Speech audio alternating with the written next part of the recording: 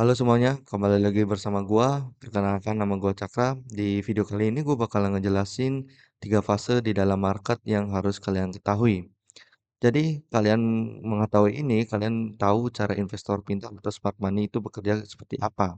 Jadi kalian tidak jadi bahan likuidasi mereka. Oke, langsung aja, jangan lupa tonton sampai habis ya. Oke, di sini gue langsung masuk aja di trading view ya, biar gue ngejelasin secara gampang, secara visual juga.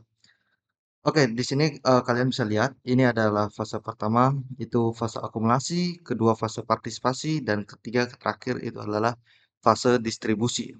Oke, kita masuk dulu ke fase akumulasi dulu.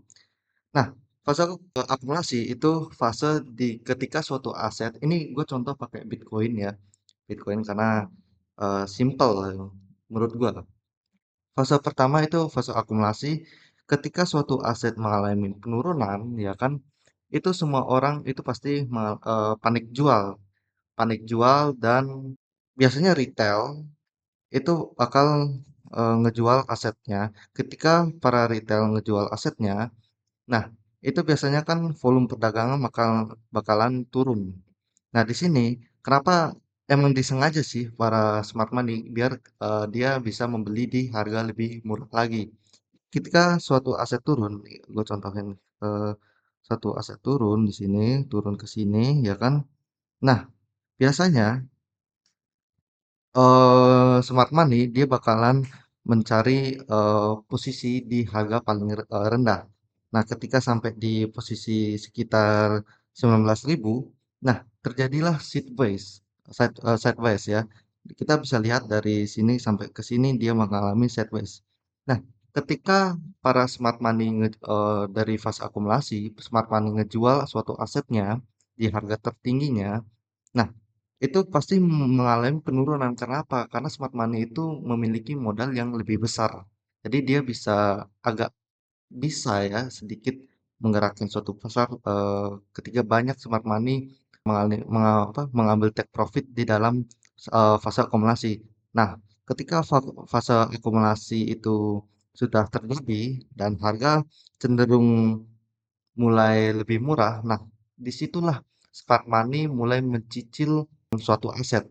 Nah, jadi kita bisa lihat di fase akumulasi itu asetnya malah penurunan dan sideways beberapa bulan ya kan, beberapa bulan atau tahun, kemudian masuki ke fase kedua.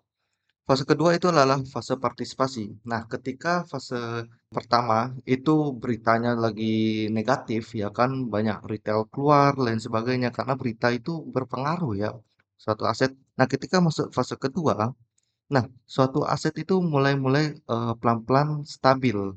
Jadi dari awalnya bad news ya kan, beritanya buruk, terus harganya turun, dia pelan-pelan menjadi netral, habis itu pelan-pelan akan naik. Kita bisa lihat dari 17.000 ke harga 29.000. Nah, itu biasanya fase kedua partisipasi itu publik itu partisipasi lagi ke dalam market. Nah, membuat volume perdagangan makin meningkat. Kenapa? Karena semua orang udah mengikut.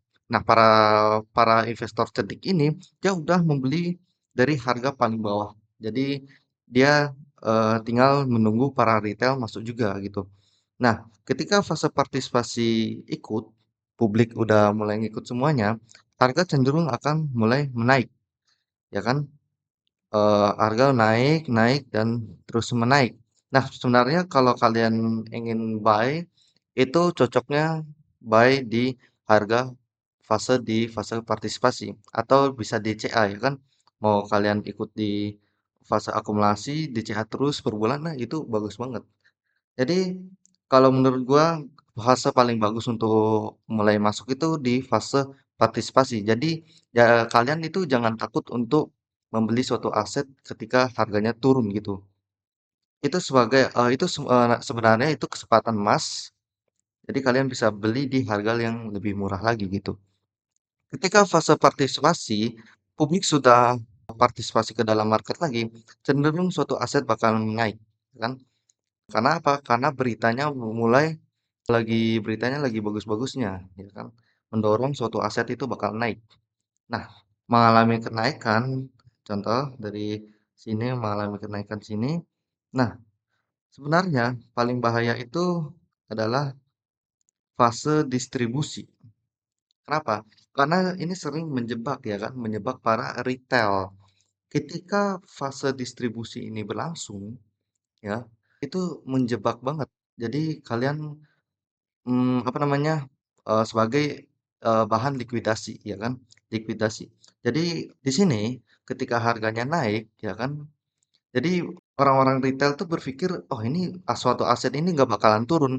Nah ketika suatu berita lagi positifnya, kebanyakan para investor cerdik atau smart money itu memulai mengambil take profit dari keuntungan mereka. Nah, jadi kita bisa lihat di sini, kita bisa lihat bahwa harganya mulai turun gitu. Ketika beritanya lagi optimis. Kita bisa lihat berita-berita waktu lalu lagi naik-naiknya, pasti ada analisa, oh Bitcoin bakalan ke 200, Bitcoin bakalan segini. Nah, ketika berita itu terjadi, smart money bakalan melakukan take profit. Nah, kita bisa lihat dia mengalami penurunan penurunan untuk saat ini. Sebenarnya ini fase yang sangat penting di dalam market karena kalian bisa lihat cara smart money itu bekerja gitu. Jadi gue selalu ngelihat, gue juga seorang investor kripto sama saham ya. Gue selalu ngelihat, oh ini waktunya fase akumulasi, ini fase partisipasi ini. Lebih baik gue masuk ke fase kedua gitu. Kalau fase ke distribusi itu fase yang sering menjebak kita. Jadi kalian bisa paham dan kalian bisa menentukan kapan kita masuk dan kapan kita harus keluar. Kita harus ngikutin pemain-pemain besar ya demi mendapatkan keuntungan kita sendiri. Jadi cukup simpel ya untuk mengetahui fase-fase di dalam market itu. Cukup simpel banget. Kita bisa lihat simpel sebenarnya. Jadi kalian kalau membeli suatu aset atau lain sebagainya, beli di harga turun, jual di harga naik. Itu aja. Jadi kalau kalian turun, jangan panik-panik jual. Itu sebenarnya harga emas yang lagi murah gitu. Jadi kalau turun ya beli aja gitu. Itu pola pemikiran retail sama investor besar itu seperti itu.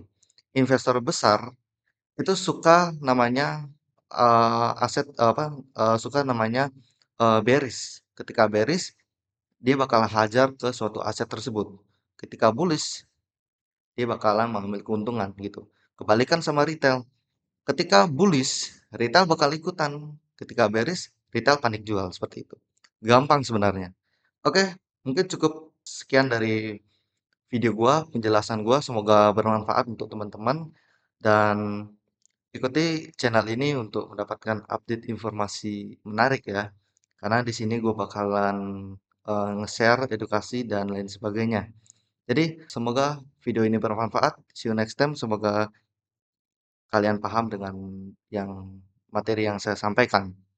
Oke, sekian dan sampai jumpa di video selanjutnya. Terima kasih.